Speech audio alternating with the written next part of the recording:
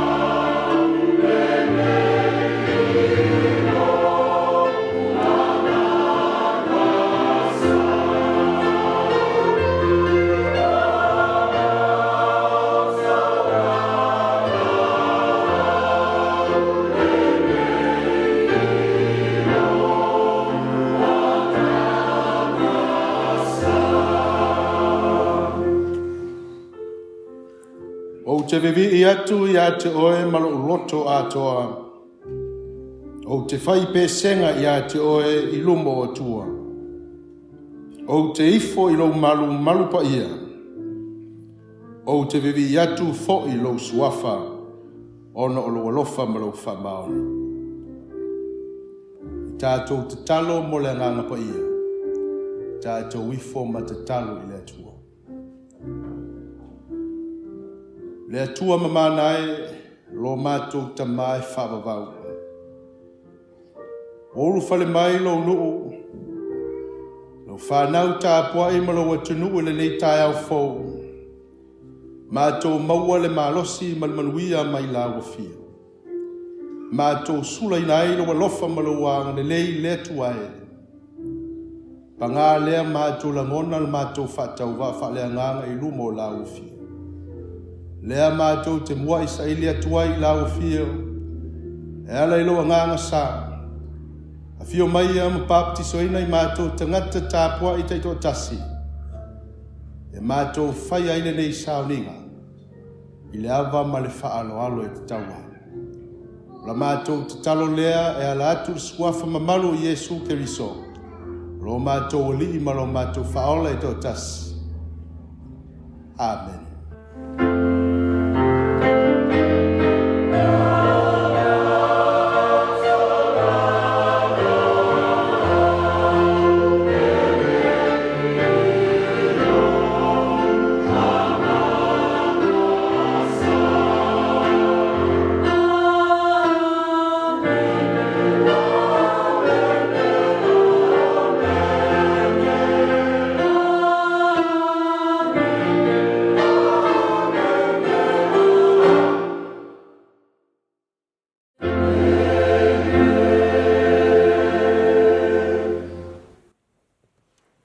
Tātou pepese i le atua i le vi ingai tasi. Tasi le vi inga le atua o le a tātou pepese.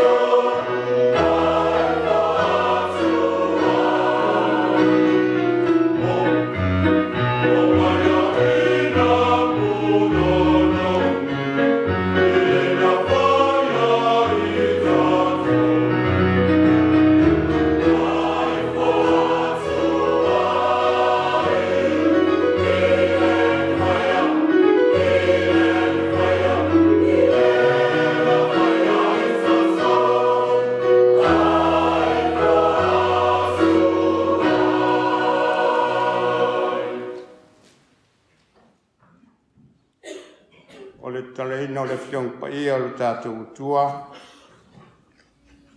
E a mau mai lea i le tusi o le whengang fōu. Tusi la apostolo Paulo le kalesia i Koronito. Koronito mua o lona mta upo i lima. A mata le whaitau mai le whai upu mua. Sei whaangata mai le whai upu e sifunu malelua.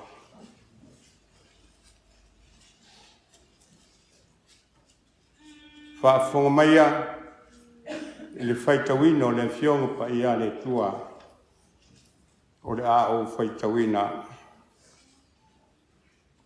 O salalau le tala o ia te o tau le whaitaanga. O le whaitaanga whapea foi e leo tā ua i nu ese. Ne ia whaia wā le tasi i le a wā lon tamā. O auto foi, o auto loto te whewhete ea. Ai tau te le whanua noa ea. Ne ia tu ese ina ia te auto le o whaia le nā mea. O au foi. O lo iai lo tino ia te auto. O ia te autou lo loto. O umano wha masino i le o whaia wha pena le nā mea. Peisai ua iou, ua iai lava. Pe a wha papoto ina autou wha tasi ma lo nganga. Ma le mana o lo tātou o li o Iesu Keriso. I le suafa o lo tātou o li o Iesu Keriso. So te tuina tuai le o whapea i a satani. E whano ai le tino. Ina ia sao le nganga i le aso le li o Iesu. Le atu salo o tau mita mita. So te leilo e ao se mea e whawhewhete titi. E whawhewhete nai le panunga whalawa umalava. O le mea lea. I auto whatea e se ai le mea whawhewhete tuai. Ina ia vea o tau ma palunga fau. O na ua ai o se mea whawhewhete ia te utau. A wafo i o Keriso la tātou paseka. Ua whasia mo i tātou. O le nei. A wa tātou te whaia le tau saminga. Ma le mea whawhewhete tuai. O le loto leanga ma le a mio leanga. E ia whaia mare mea e le whawhete ina o le loto le lei ma le whamaoni. O autusi atu ia te utau i lautusi. Au atau te wheoa i mai e whaitaanga.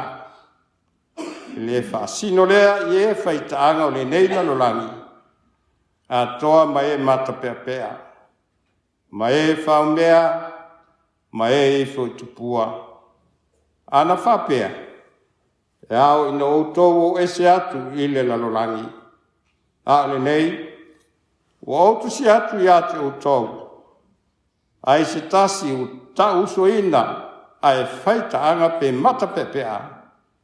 Pe ifo tupua, pe anga tele, pe ona, pe whaumea. Awa lava nei tau whewai. Awa fo e tau te ai whatasi, ma le o whapea. Wa ia tau ea na whamasino i e ue tua. O tau te whamasino i e ue tutonu. Ia tau ina whamama mai na ngang pa ia o le tua. Whaitawino la na fionga pa ia. Ia tu mau atu ia te ia lona vi inga. Nei ma tai au i o le whamauraka. Amen. O le tātou toi pese i le atua, i le pese se lau se fulu maletasi. Se lau se fulu maletasi i le pese, o le tātou toi pese.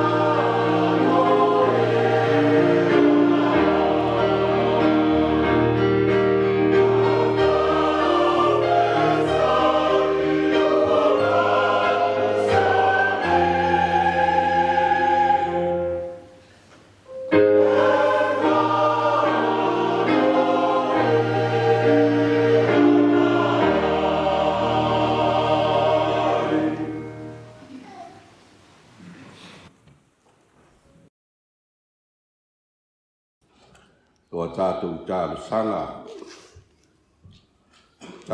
o le nganga whāpitai, tālusanga o le whātusenga. Atua ai moni atu o tātou mana o i luma o le tua. O le a tātou wifo ma tālu atu i le tua. Le tua mamana e lo mātou te maa whāpapau. Le tua lava lau o fio, le tua le te maa, le tua le alo ma le tua le ngana paia. Tolu au persona tasi oe o le tua o le fuafuanga o me uma. A o le whanau mai maunga. A o le whaia e oe le lalolangi ma mea o tumuai ma le atu lau lau. Ua loa lava o na iai lau fio. Ua o le atua lava oe o le pule au mea uma. O le langi ma le lalolangi ma lalo ifo o le lalolangi. Ua na o lau o fio lava le atua e au nei mea uma. O lo mamalu foi ma lo pa ia ma lo siri ese. E le ma fatu salia lava le awa. O le atua mamana, o le atua pa ia, o le atua siri ese lo mata o fie. Hai fa siri na lava lo walofa ma lo fa mao. Fa fitai ta ma. O mata o mori mawina i le nei tai au mata o fie lo walofa. Se alofa ina ali fa atua o ia. O le nei ua e au mai le soifua manuia ma le ola. O lau whanau tāpua. Si o mātua ai ngā lotu nei, le nei e kālesia. E ni susunga i le whawhengainga, le susunga i a Fotuanu'upule. Ma le whaletua i a Serena, Perelini, ma le nofo a. E pa ia o le kālesia i ona tamā, matina, pensione malo no malo. Ma o lātou au ainga. Le mamalu na u whaingaru e na tutofi. Ma fionga i au au whasoasoani ma o lātou whatua ma o lātou au ainga. Le mamalu i a fionga i ti akono, te maa, tina ti akono. Whapea o lātou au ainga. Ai mai se ai nai o mātou mātua, ao sina o i lātou. Ua pura la ngoto le soifua ma le ola. No whaia i lātou. I tāulanga, tāku tapua i a wā le alo whaiwa o alo ma whanau. I le sai linga o le manuia wha le soifua ngale. Ngai se ai o mātou alo ma whanau. Na ngona le nganga vivia i lau fio, no me sirisiri wa i whaia. Whaalia le nei tae au o mātou. Sangi fia, mātou te avatu le viinga. Le whamanu ma le whanetanga i lau fio. Ai au ma ono mea oe le tua au na viia. Te ngata oe wa te tonu ma whātua tua i lau fio. Whaafitai le tala le lei, o whaatala le lei nai o tangata. Wana le senoa le tala le lei. Po wale maua se mafutanga mafana whapenei. Tu whaai, whi oi ai. I le loto ma le anganga e tasi. Whaafitai ta maa. Whaafitai mo le avanoa o mwhaiai o na mātou. Mōri mawina lo wanga le lei. Se longo atu. I tawha e fia o le lololangi. Ia i la tō eo. Teri tonu ma whātua tua i lau fio. Mawai le nganga o le fia e mafuta i a te oe le puna o manuia ma mele le uma. Whaafitai mo au a fionga pa ia.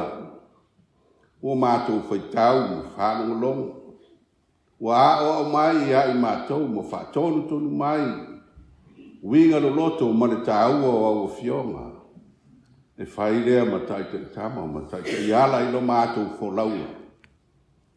Ua o mātou mori mawina. Le lofa o lau fio i na atele na ua. Pea mātou tū ma waai na mātou wholaunga mai le amatanga o le nei tau saka. Whawhetai tau maa, ua mori mauina le lalolangi atoa. O mou mani atu le whaamai sa, whai ma whaafita auli. Ai mai se le soifua o mau. Ua le na o se atunu, po se aiga. Au aafia le soifua ma le ono, le lalolangi atoa.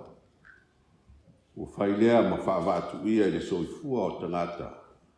O no wanofo pole ma le mautonu. Au mātou mori mauina i le nei vai tau. Le mātalasi o lo lofa o e se sila mai nau whanau tāpua. O e ua taritonu ma whanono manungu i lau fio. O le atua oe o manuia, o le atua o e tari mai a mātou tālasaka. Le nei ua saunga le muai mātou ma o mai le nei vai tau. Whawhitai, to e lua ni masina o le nei tausanga. O na mātou taunu lea i le ingo o le nei tausanga. Alo mātou o whalau pēa. Malau o fio lo tainua oi le uma. Whawhitai ta mā. Siri la mātou whawhitai. Soso ni mai le nganga pa ia mo i mātou. Na ngona lama no mātou vai ma le whatawā.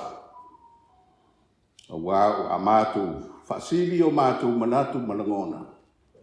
Au ama i lau fio mano fina nganono.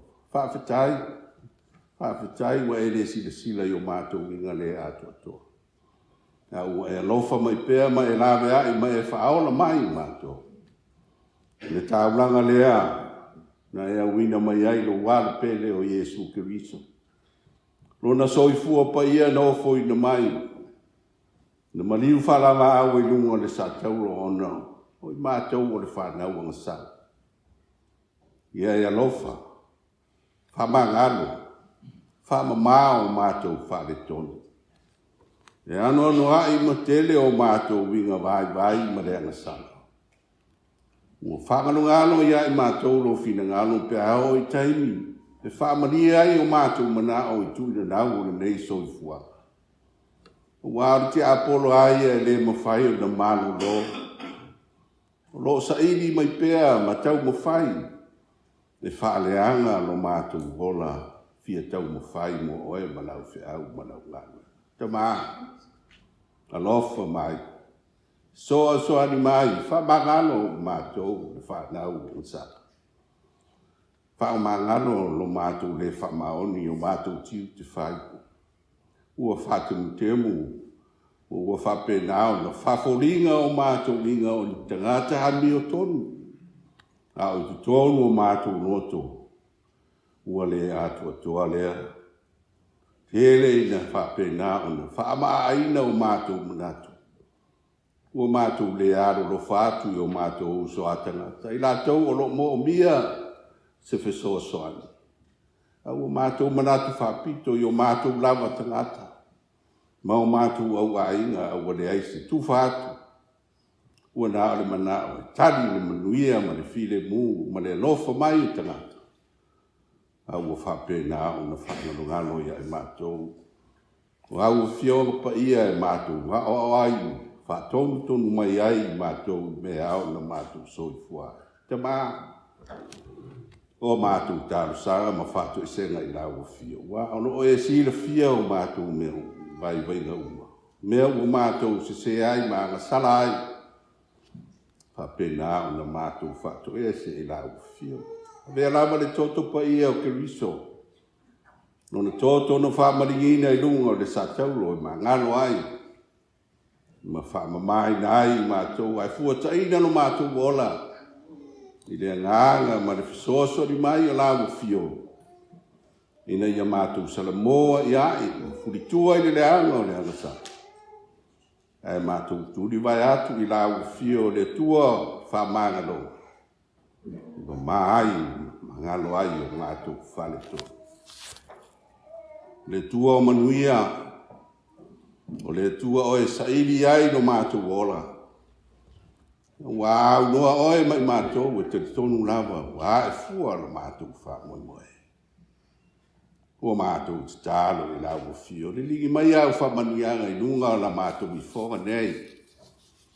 ua e silafia lelei e kalesia i ona tamā ma ona tinā matutua le loaloa o le kalesia le mamanu ma le paia o le ʻaufaigaluega totofi te tonu lava te le ao matou fale tonu vai foʻi i matou faleaga kua matou tatalo fesoasoani mai lauafia o ao mai i matou ina ia matou iloa ona faitau ma faalogologo i auafioga paia e fai lea ma faatonu tonuala i la matou folaufa auā e lē faigofia i te le fitā ma faigatā o le ala o loo faatalitali mai a o la auafia o le atua e faalau i lei mea uma o le atua e faapena ona muamua ma mulimuli taitai i matou i ala o lou finagalo e toʻafia i lemu ai la matou folau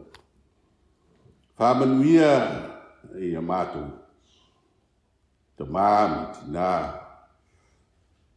lei e kalesia e susuga i le faafeagaiga ma le faletua ia faatamāoaigaina i laʻua i le poto ma le atamai ma iā te oe auā le feagai ai ma le feʻau ma le galuega tonu le gei e kalesia ma isi foi le matagaluega ma lau e kalesia aua talo foi mo taʻitaʻi o lau e kalesia le gata i Samoa o tunu i fafo i latou o e ua talitonu ma auauna i lauafio i le agaga ma le faamao ia faapena tō pea le fatu o le alofa e taʻitaʻi ai mea uma e maisi o le matau ma le ava i lauafio o le pogai mea lelei uma ina ia faapena ona matou galulue ai auna ma atiaʻe lautala lelei ina ia ua aua nei mate aua nei muta a ia faapena ona atili ona tupu ola ma ia faapena ona faatala leleina ai le lalolagi atoa faamanuia si o matou atunuu o Samoa le galo ia matou tatalo i ona taʻitaʻi fale malo taʻitaʻi fale kalesia taʻitaʻi o nuu ma aiga talo ia taʻitaʻi i le amiotonu ma le faamaoni ia latou faamuamua oe mea uma oe lava o le faavae o lou atunuu talitonu lava o loo iai le fili ma le tiapolo e taumafai e titina ma tinei le uiga ma le autu o le tala lelei na faatala leleina ai Samoa a ua matou ole ma tatalo le alii e tele ala te saunia e wala mai ai lou mamalu ma lou silisili ese e mai se ai o tupulaga talavou o faiaʻe o i latou lea o le lumanaʻi o lau tala lelei ma lau feʻau ia faapena ona faatonu tonuala lauafio faatupu le poto ma le atamai e mai se ai o le filiga e saʻili i lauafio mea lelei uma ma ia faatonutonu lauafioga paia e ale le faitau ma le ola mataʻu ma le ava iā te oe lo matou atua ma anatua i latou e o puapuagatia i falemaʻi falepuipui tonu o aiga matou tatalo leli pai atu pai ane ua ao mamana ua ao laveaʻi faaola ma faapena ona mau ai latou le toʻafi lemu e ala i togafiti alii ma tamaʻitaʻi fomaʻi ua e faatamāoaigaina i le poto ma le mafaufau talo mo lenei lalolagi tele i latou o loo faapena o le pagatia sauāina ona o le tele o le fiapule ma le naunau le tamāoaiga o le lalolagi le oa o le pule sauā ua afāina ai le tele o soifua i latou o leai mea nonofo ai leai ni vai leai ni mea ai o batelaina nisi foi o loo faapea ona afāina ai mala fale natura ia fa malolosi o lologa tafega mafui o ala ia o le mamana ma le silisili ese o galuega alaufio e leai se malosi e leai se vave leai foi se poto ma fai na te atu ia ua matou tatalo le alii e le atua alofa o le atua lama lauafio e te whaia o na whaia mea uma i lau lava mata i sa. Ua mātou te tā, alofa mai. Soa soa ni mai, la mea mai i mātou. Ila mātou wholaunga, mātou te le mai loa me stupu le a soa taia. A o lau fio, mātou te mau ai le file mumoni. Mataita ina ai lau whanau ialo le avio todu. Ma ia whapea o na mātou wholau, ma lau fio i saunga le mua mea umana maua e taitai ai mātou. Mātou tālo le lie, le le yaso ma le anu, o le tala le lei, i lea malu ma lea e kārisia. Ia mana le upu fola le lie o le a mātou whalongo iai. E ala lea tāpena ngā au na ia. Whatupu te leina le, whili ngāo ko lau whanau. Fia whalongolongo ma ia whapena na whaima wala e tai ai ngā duenga. Au au nanga i sose tiute pa sose tofi o mātou o ngā alu ea. Na mātou te tālo nea ta mā, te le māno noa i nisi o mātou manatu. Nā dou te fia tau atu i lau fio ai. Le ai asa mea rino i atu ai. Lo e si la fia mea umai. Whaia pēlo lava fina ngāno alofa. Ai le o la mātou whatau anau. O la mātou te tālo lea ma la mātou bole ngai alatu i a Iesu Keriso. Lo mātou wali ma la mātou whaola o ole ma wala au atua. Amen.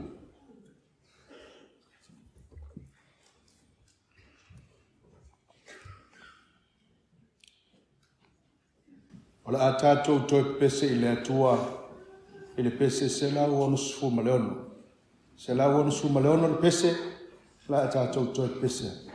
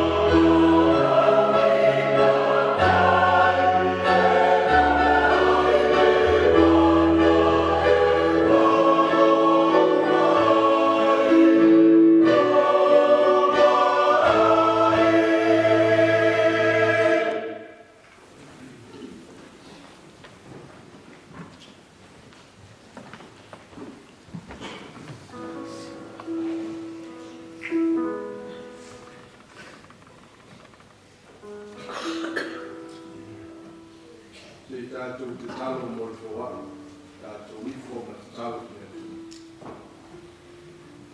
E tua mamānai, lau fio lava na whaia le fōa i sidi. Te mau ainga mua ina le vitai au, mau ainga fo i lea mai lau fio mātou la mona le angāma le whakatanga. Nei tūlau tai au mātou tui nātu i lumo lau fio, tau lau, tau wāro whanau. Lau sangatu lau fio whapaia, whamanuia, ia i lau fio whaamai sok seala te pinamau ia, tōnoro kālesi.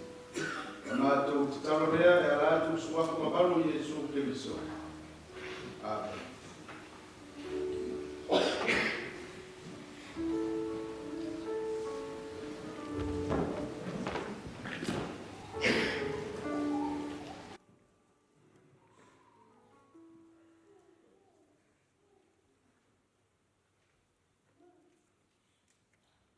O le launga i le suafa mamalu o le atua le tamā, le alo ma le anganga pa ia. Amen. Maua le matu o le launga mai le tusi sa tātou whaitauina mai le whenga fōu. Korenito mua ma tā upo e lima, a o se vaenga le whai upo e ono ma le fito, la whai ma tātou matua, whapela na whaitau. Tau te leiloa ea, o se mea whawhawhete i titi, e whawhawhete i nā ai le parunga whalau o malang. Mea lea i o tau whaatea e se ai le mea whawhawhete tuai, e ni ia vea o tau ma parunga fōu, o na ua le ai o se mea whawhawhete i ate o tau. O le manatu au tū le launga e tusai ma le whaasinonga le tusi whaitau waso le ka le sia le ne yaso e whapea. La foai mea whawhawhete tuai. La foai mea whawhawhete tuai. O le kalesia i Korenito. Se tasi leo e kalesia se whawaina e Paulo. O na tuusia le nei tusi po se mea le tausanga e 5 e anga i le 5 ma le 5. Vai taimi fo i lea. A matona wha mau tūl tō tele o tangata iu taia ma tangata nu ese. I to tonu le ai o Korenito ma awa i atu i tāpua inga le aulotu ma le kalesia. E iai le upu e leni. Sa maasani ona wha aonga i tangata le malo Roma Iasola o le upu e leni e whapea. Korenitia se tai. Korenitia se stai. O le winga o lea upu. O le o langa wha Korenito. O se upu wha pitoa na wha tatau i tangata na ola so na whai. Wha tatau le tangata u auwai i potpotonga le talawhiangai. Tangata u ola i le o langa wha pau. Ma ua fuli tua mai le atua. E a fua se wha matalanga.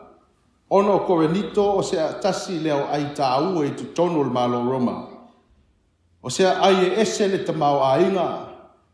Mai te le fo ilo nao ngai malo. Pa ngā lea, e iei fo i maleisi tū o lea ai o Korenito. O sea ai sa tumu i tāpua inga ese matua ese. Tāpua inga wha pau, se tasi fo i leo ai o malo Roma, e li o i tupua tā. O le lu i whainga tā lea sa whea ngai ma Paulo. Tau mo whainga le apostolo na wha tū ma wha vai ma utū se kalesia.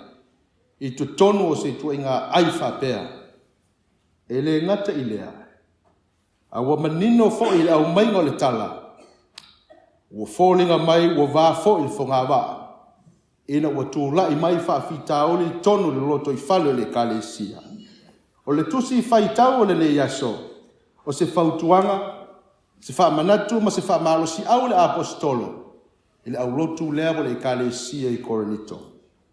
Wa mato na solomuli le whaatua o na tangata.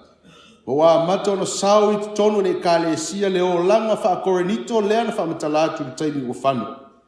E manino lava tūlanga ia i le olua i fwai upo le tātou tusi whaitau. O lo whamatala mai e le tusi tala se mea matau tia ua tupu i tonu le kalesia.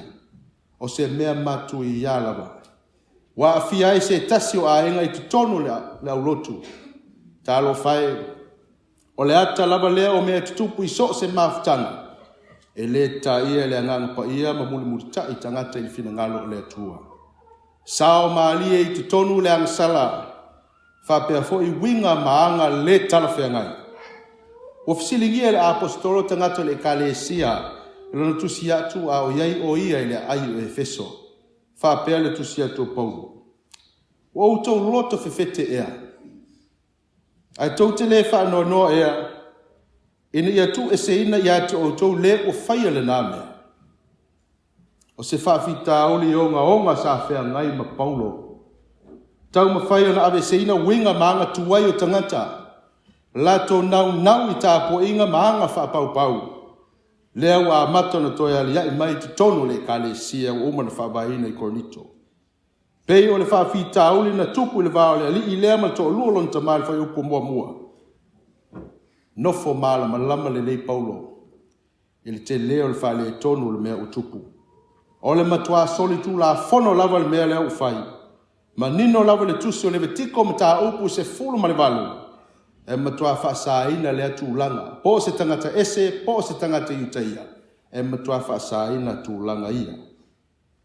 E lea ima se tangata iutaia i le malama tu la fono ma tu langa ia. Peita i tauina ia tātou mana tua fo. Tangata le kalesia le nei Korinito, e le na o le tangata iutaia. Tangata nu ese, tangata eleni, tangata mai imo o le winga o le whamtalanga. O le tāpuai o tangata ia tua whapau. O a mionga pe o le whaitaanga o le tau whaifo i tupuata, whaitaulanga ma osi taulanga ia tua ese. E le le vaai o le tangata iutaia.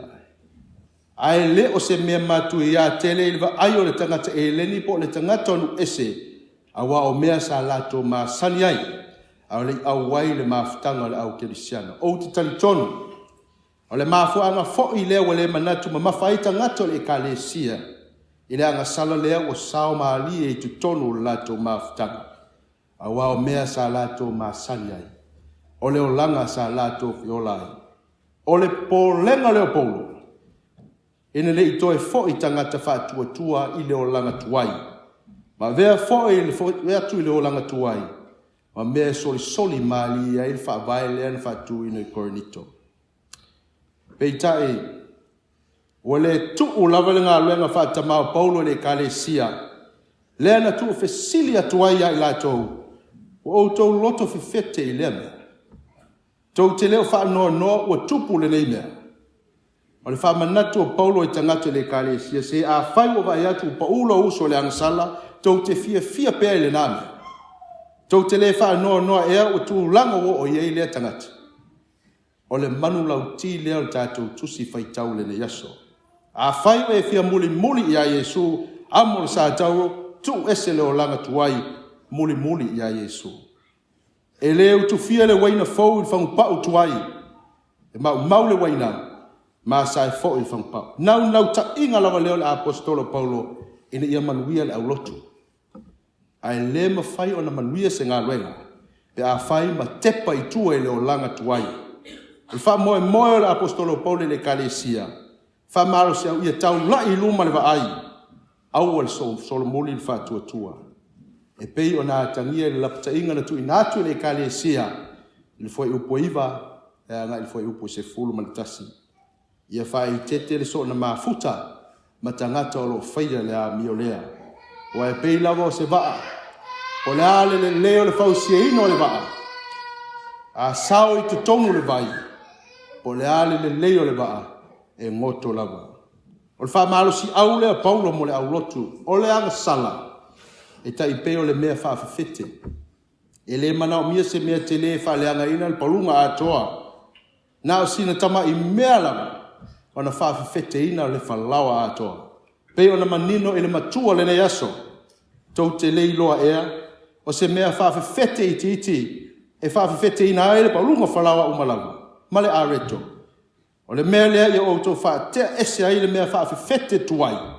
Ina ia vea outou pa lunga fau ona wale eise mea whawhewhete e ia te outou. Ile tusi o e soto. O le mae o le pāseka. Whamana tu ina ele tau samingo a reto i le whawheteina. Whetalai le tua ia Israelu. E fitu aso tau te aiei a reto i le whawheteina. Le aso mua lava tau te ave ese ai mea whawhawhete ai o tau whale. A wā ai se ai le a reto ua whawhawhete ina. E vai ese ina lea tangata Israel. Whai mai la utua le ne yaso la foa i mea whawhawhete tuai. A whai le ave ese le tangata mea whawhawhete ina i tono le whale a inga. O le loto i whale le a inga. E tupu pea. O le palunga o le whalau. Nā o sina tama i mea whawhawhete ai mana o mia e whawhawhete ina ai le whalau a atoa. Ma le a reto. O le mea whawhawhete foi. E au mai le palunga tuai. E whawhawhete ina ai le whalau foi.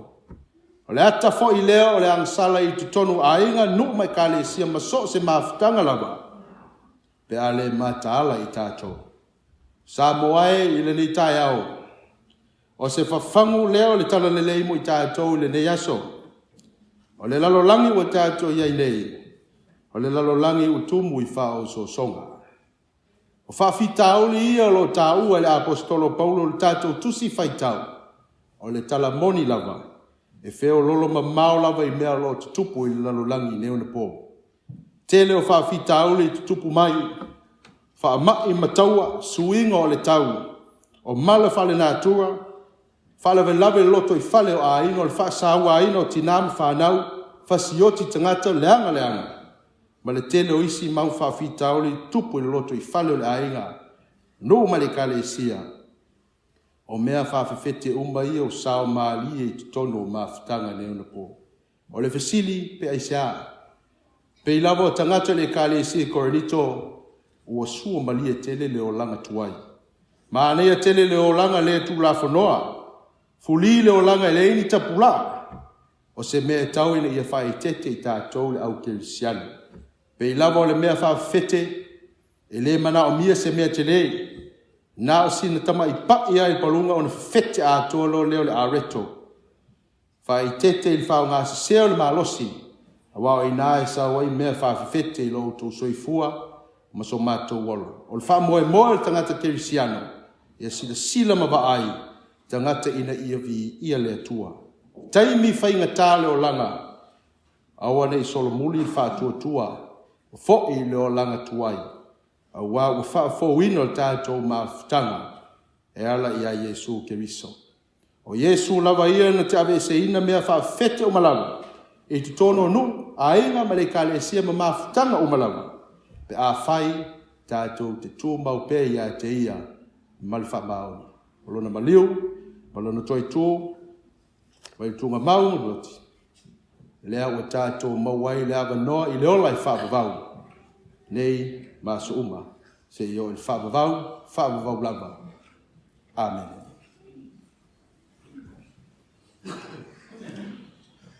Ala tātou toi pepese i lea tua, i le pese se lau ono sfuma le tolu. Se lau ono sfuma le tolu le pese la tātou toi pese.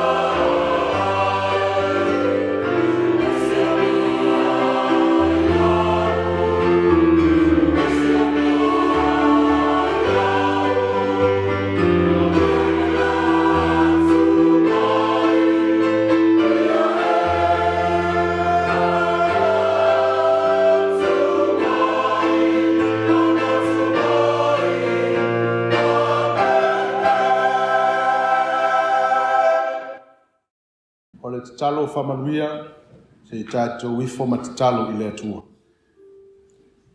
Au le manuia ma le file mo o la wafio le atua le tamaa. Ia lofa silisili ese o Yesu ke riso lo mātou li ma lo mātou whaola i tō tas. Mafutanga le mo tusia ma lo lava ngang pa ia. E tu maulei o mātou runga, marunga lau whanau i le lalolangi atoa. Nei maso uma se ia o il whavavau langa. Amen.